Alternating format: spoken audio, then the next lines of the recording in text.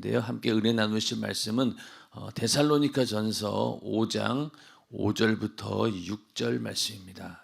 너희는 다 빛의 아들이요 낮의 아들이라. 우리가 밤이나 어두움에 속하지 아니하나니 그러므로 우리는 다른 이들과 같이 자지 말고 오직 깨어 근신할지라. 아멘. 네, 오늘은 데살로니가전서 5장 5절부터 6절 말씀을 중심으로 동쪽을 향해 난 성막들의 문이라는 제목으로 성막 강의 26번째 시간 함께 하도록 하겠습니다. 우리가 1부, 2부를 거쳐서 이제 3부에는 성막들에 관한 이제 이야기를 해보려고 하는데, 이 성막들에는 네 가지가 있습니다. 첫 번째는 이 성막 문이 있어요. 이 성막 문이 있고, 그 다음에 번제단이 있습니다. 그리고 번제단 주변에 여러 가지 부속 기구들이 있고요. 그 다음에 물두멍, 요 앞에 있는 물두멍이 있고, 이게 이제 뜰에 있는 중요한 부분들입니다. 그래서 성막 문, 번제단, 그리고 부속 기구들, 그리고 물두멍까지 요 네 가지를 3부 이렇게 성막들을 공부하면서 우리가 함께 은혜를 나누고자 합니다.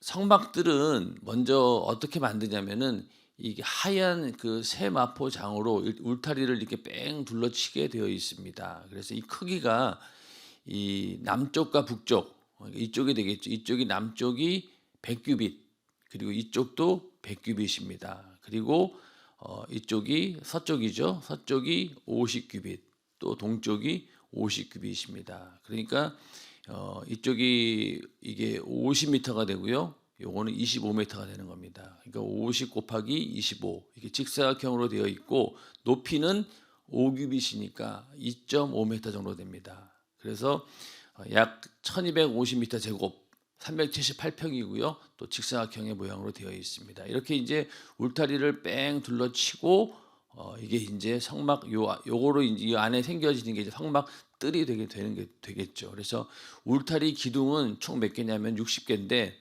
남과 북에 20개씩, 여기 20개, 여기 20개, 그리고 여기 10개, 10개, 그리고 총 60개의 기둥을 세우게 됩니다. 그 다음에 이 울타리 기둥은 어떻게 만들었냐면은 조각목에다가 놋을 입히고, 그리고 밑받침도 놋으로 되어 있습니다. 저번에 우리가 공부할 때 여기 성소 주변은 어떻게 뭘로 되어 있었어요? 은받침으로 되어 있었죠. 근데 여기는 다 놋으로 되어 있습니다. 그리고 이 머리 부분이 있는데 요걸 말하는 거죠.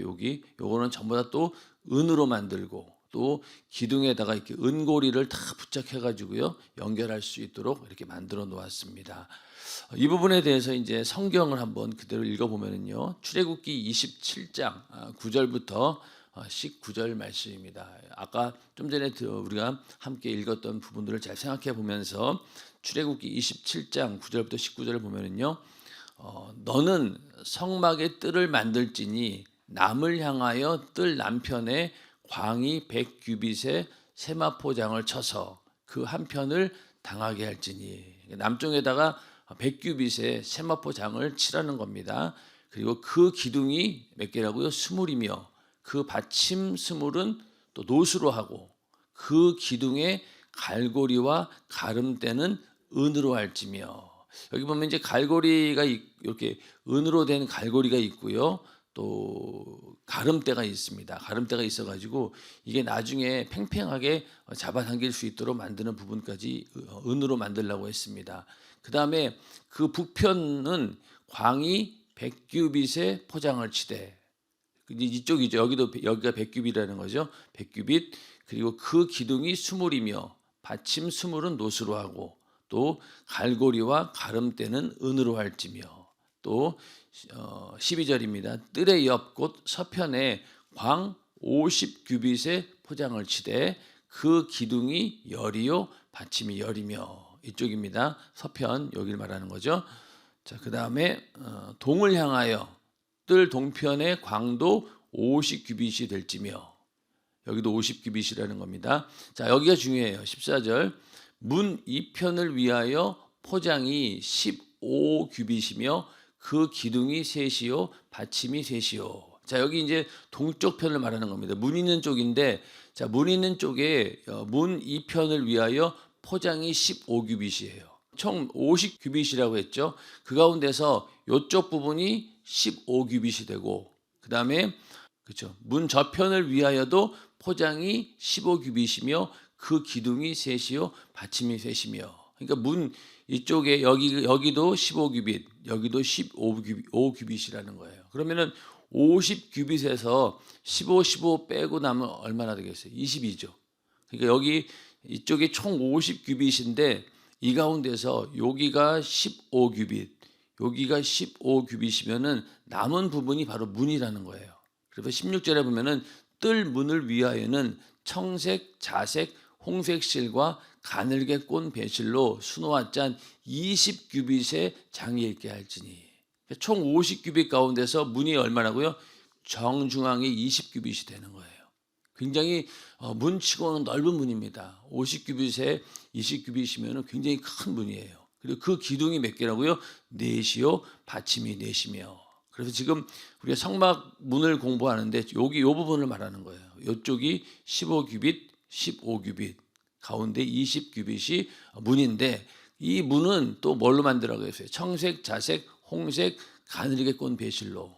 우리가 지난 시간에 휘장 성소의 맨 첫 번째 덮개, 그게 바로 이렇게 청색, 자색, 홍색, 가늘게 꼰 배실, 흰색 실로 한다고 했죠. 마찬가지로 성막문도 그렇게 만들라는 겁니다. 그 다음에 뜰 사변 모든 기둥에 가름대와 갈고리는 은이요, 그 받침은 노시며, 그리고 뜰의 장은 100규빗이고 광은 50규빗이고 세마포장의 고는 5규빗이고 그 받침은 노시며, 성막에 쓰는 모든 기구와 그 말뚝과 뜰의 포장 말뚝을 다 노스로 할지니라. 그래서 바깥에 전부 다 노스로 이렇게 하라고 하고 있습니다.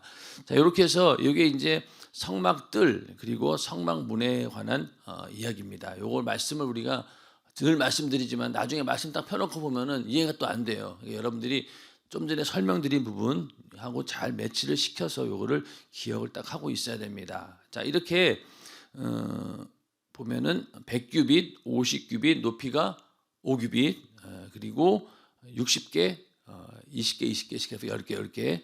그 다음에 머리 부분은 또 모든 기둥은 은고리를 부착했다. 이렇게 다 기억하고 계셔야 됩니다.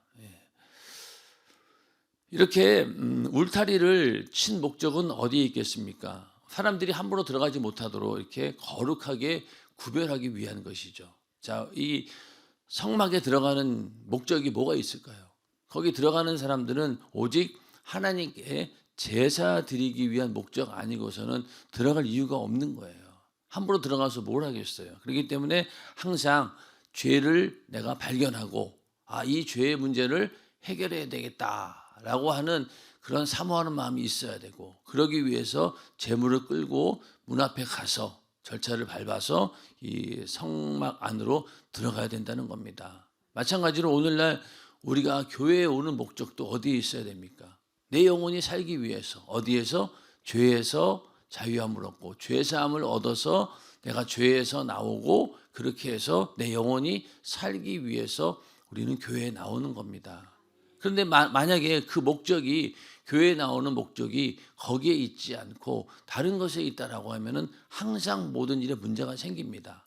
그러다 보면 어떤 사람들은 교회에 와서 내가 은혜 받고 내 영혼이 하나님 말씀을 통해서 변화받고 그리고 내 영혼이 살려고 하는 그런 목적으로 오지 않고, 내가 이 교회에 와서 뭔가 내가 그동안 여러 경험들이 있으니까 내가 이 교회도 여기저기 지어보고 또 많이 또 섬기고 뭐 그랬기 때문에 이 교회에 와서 내가 좀 충성하면서 이 교회를 좀 부흥시키고 이러겠다라고 이렇게 오시는 분들이 간혹 있어요. 간혹 있습니다. 그런데 가만히 생각해 보면은 그 목적으로 와서는 안 되는 거예요.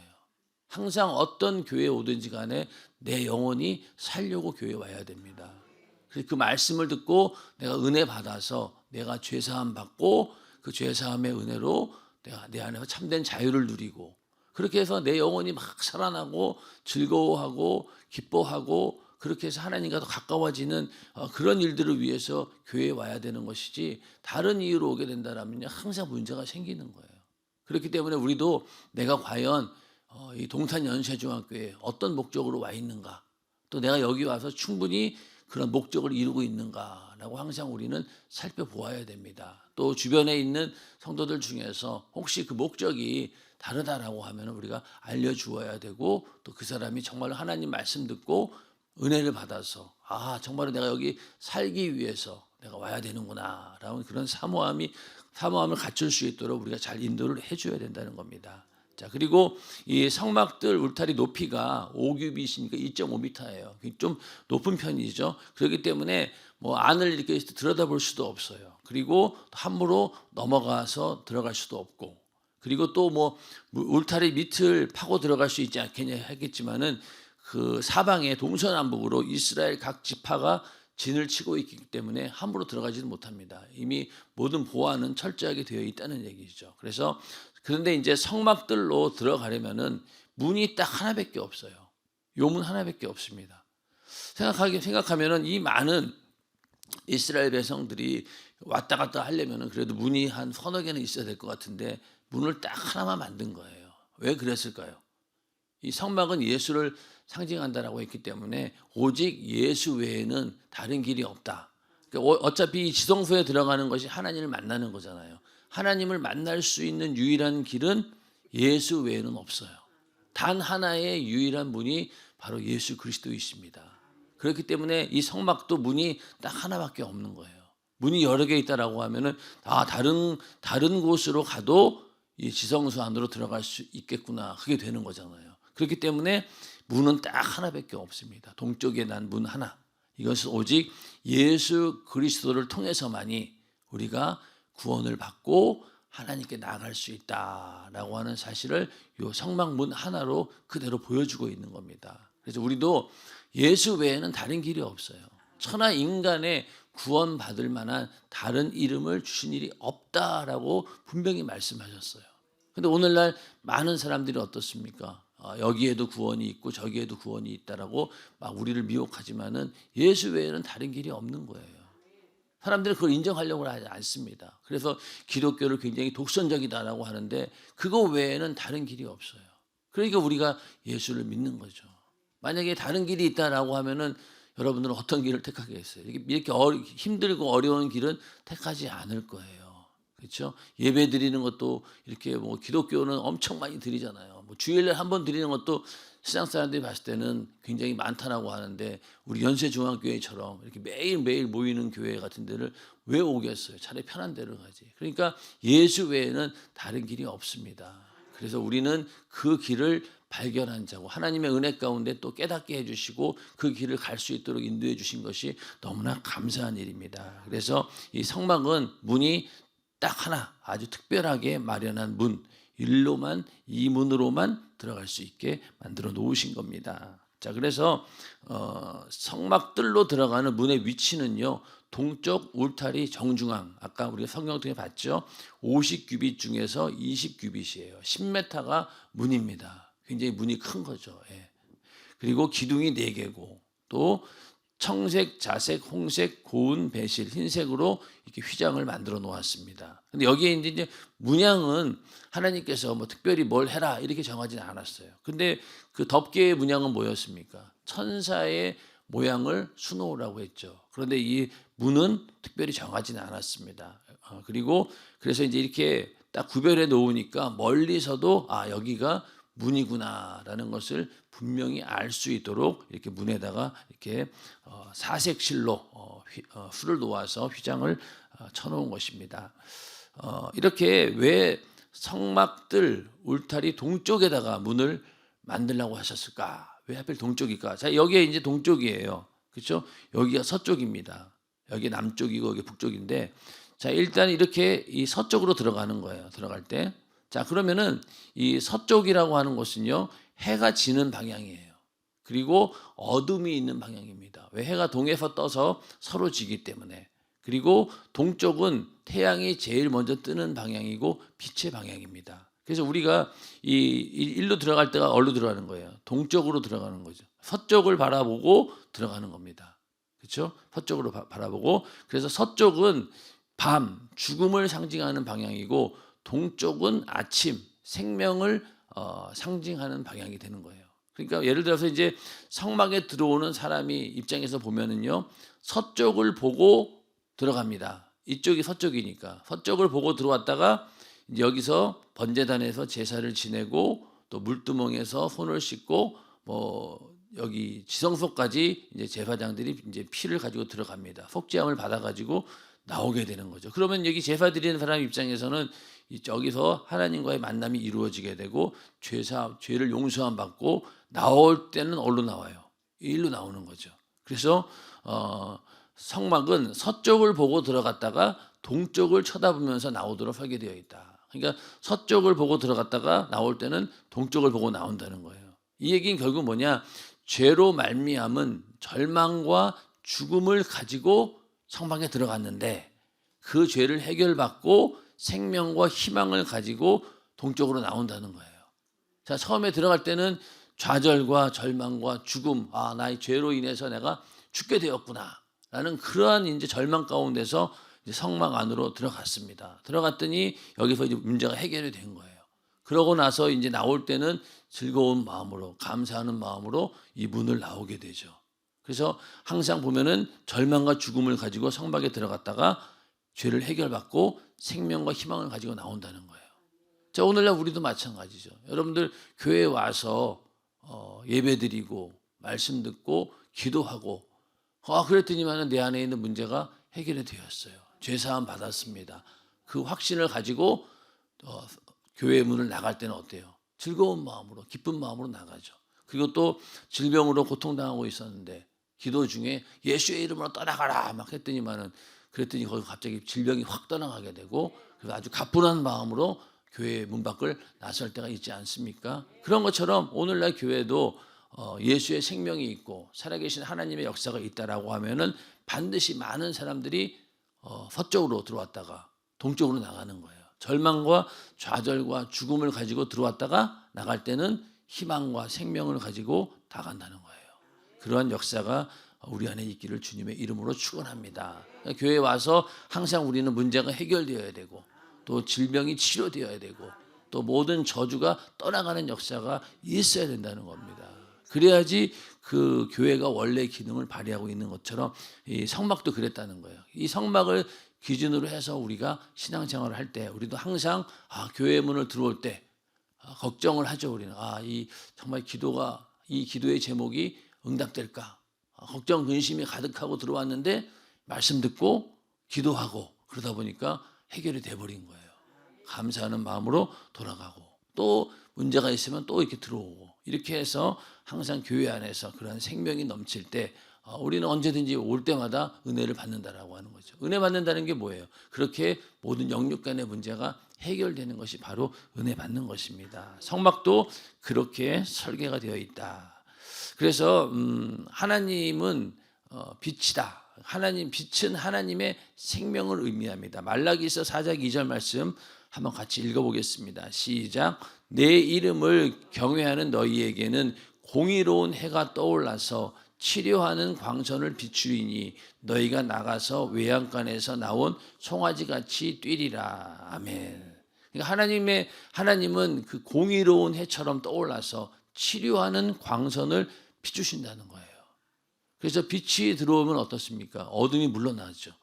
우리가 예수를 믿게 되었다라고 하는 것도 처음에는 무지해서 예수를 몰랐어요. 부인하고 어떤 경우에는 예수를 핍박도 하고 예수 믿는 사람들을 핍박도 하고 그랬잖아요. 그런데 그 어두운 가운데 아주 조그만 틈이 생기기 시작했어요. 그 틈으로 뭐가 들어옵니까? 빛이 들어오는 거예요. 그러다 보니까 그 완악하던 사람이 점점 그 빛이 들어오는 게 넓어지면서 커지면서 나중에 가서 예수를 믿게 됩니다.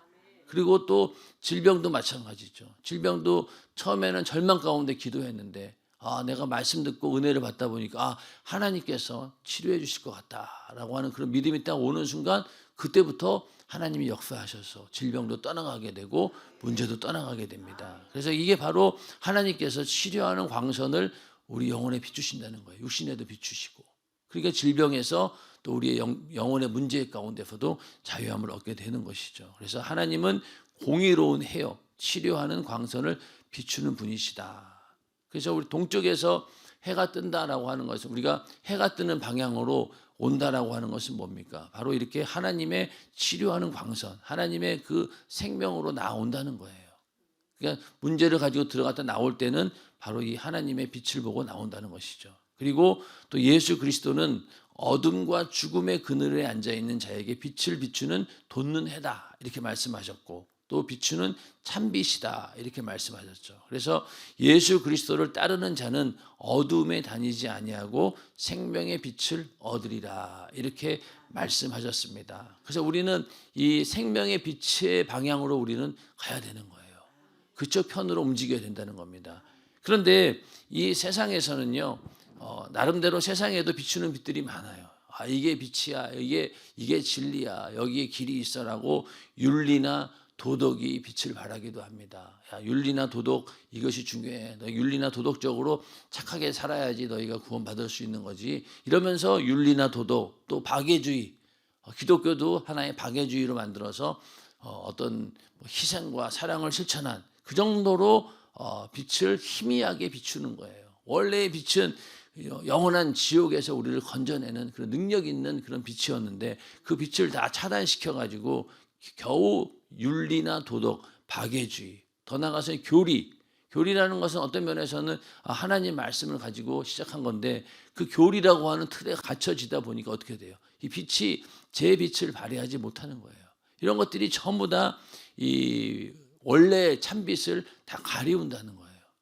그래서 이제 어떤 사람들도 평신도였는데 신학교 가가지고 처음에 들어가자마자의 각오는 뭐였나요? 아주 굉장한, 내가 진짜 훌륭한 목사가 돼야 되겠다, 막 그런 주의 종이 돼야 되겠다라고 딱 마음 먹고 들어갔는데 1년 지나고 2년 지나고 3년 지나고 나면은 나중 가서는 평신도 불신자로 떨어진다는 거예요. 이 신학이 그렇게 무서워요. 잘못하면은. 그러니까 어떤 사람은 이 신학 공부 잘못해가지고 정말로 성령 충만하던 그런 사람이 완전히 은혜를 다 까먹고 정말로 거의 이 박애주의나 윤리나 도덕 이 정도로 예수를 생각해버리고 그냥 거기에서 불신자처럼 사는 사람들이 얼마나 많은지 모릅니다. 그렇기 때문에 이 교리라고 하는 게 엄청 무서운 거예요. 이런 여러 가지 이 비추는 빛을 잘못 우리가 쫓아가면 어떻게 되겠어요? 큰일 난다는 겁니다. 그래서 그 빛이 아무리 대단한 것처럼 보여도 우리 안에 저주와 사망을 가져주는 죄의 원인을 찾을 수 없고 죽음의 원인을 발견하지 못한다는 거예요. 윤리나 도덕, 박애주의, 교리 이런 것들이 우리를 죄의 원인을 찾을 수도 없고 죽음의 원인을 발견하지 못한다는 거예요. 발견도 못할 뿐더러 처방도 못하는 거예요. 오직 참빛이신 예수 그리스도만이 죄로 말미암은 사망의 어두움을 밝힐 수 있는 분입니다. 이게 우리의 믿음인 거죠. 예수 외에는 다른 빛을 쫓아가서는 절대로 안 되는 겁니다. 왜냐하면 예수님께서 이 땅에 오셨을 때 어둠의 세상 주관자인 마귀의 세력이 훤히 드러난 거예요. 다른 빛으로는 절대로 드러나지 않습니다. 그 빛 앞에 귀신 역사가 드러나고 마귀 사단의 정체가 보이고 또 질병과 죄의 정체가 막 드러나는 거죠. 그러니까 신약시대에 예수님이 오자마자 그때부터 귀신에 대한 이야기가 막 나옵니다. 그전에는 구약에는요, 귀신에 대한 그 단어조차도 없어요. 근데 신약에 예수님 이후로 귀신이 나와요. 그건 뭘까요? 예수님께서 오시는 그때부터 이 정체들이 다 드러난 거예요. 구약시대에는 마귀 역사가 있었고 귀신 역사가 있었음에도 불구하고 그걸 보지 못했던 거예요. 그런데 예수님이 오신 이후로는 다 드러납니다. 막 귀신들이 막 소리를 치면서 우리 인간들은 예수님을 발견하지 못했는데 귀신들이 먼저 하나님의 아들이라고 소리치고, 그런 영적인 세계가, 약한 마귀 역사의 세계가 예수님께서 이 땅에 오자마자 드러나 버린 거예요. 전부 다. 그래서 우리가 그 예수 그리스도 권세 앞에 다 그것들이 또 쫓겨나게 되는 그런 모습들을 보게 된 거죠. 우리는 그래서 이제는 예수로 시작해야 됩니다. 그래서 칠흑 같은 어두운 세상에서 우리를 인도하고 빛으로 오신 예수 그 편에 딱 서야 된다는 거예요. 그게 굉장히 중요한 거예요. 빛으로 오신 예수 그분 편에 딱 서야지만이 우리는 질병도 이길 수 있고 마귀 사단 귀신의 역사도 다 이겨낼 수 있는 겁니다. 그러니까 오늘날 우리도 이제 설날을 앞두고 있는데 많은 기독교인들도 설날을 그냥 뭐 하나의 전통, 이 정도로 생각하고 뭐 제사 지내는 거 그냥 그거 가족끼리 모여서 그냥 즐거운 시간 보내는 거지 뭐 다른 의미를 부여하지 마 이런 식으로 얘기하는 사람들도 있어요. 그러나 정말로 우리가 찬빛 가운데 있고 하나님 말씀의 빛 가운데 있다라고 하면은 그렇게 넘어갈 수 있는 건 아닌 거죠.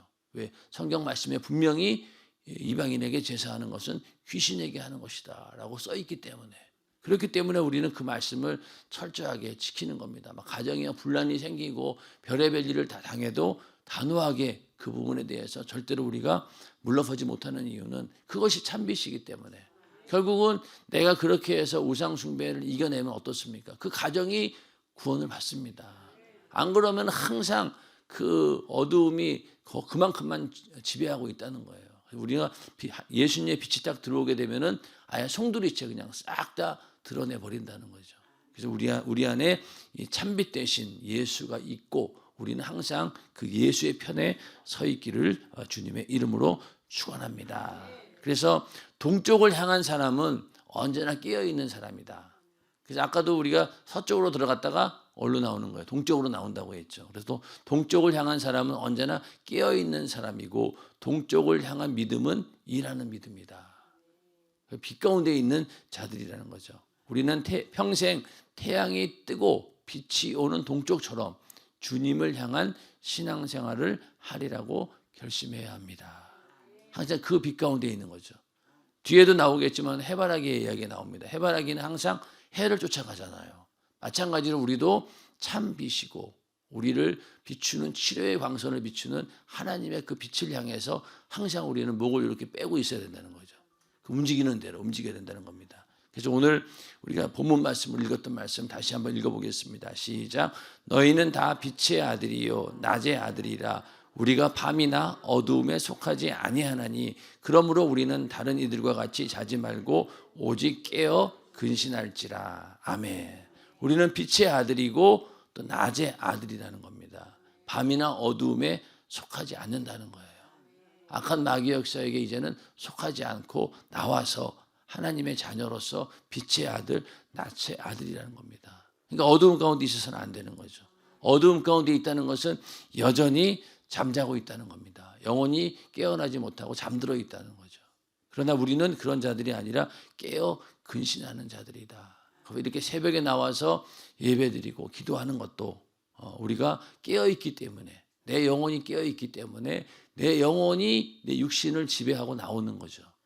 근데 만약에 이게 반대가 되어버리면 어떻습니까? 항상 육신이 영혼을 지배하게 됩니다. 그러면은 그 어느 한계를 넘어가지 못한다는 거예요. 그러나 영혼이 육신을 지배할 때 우리는 정말로 이게 불가능한 일이었는데 그런 일들이 가능해지는 것이죠.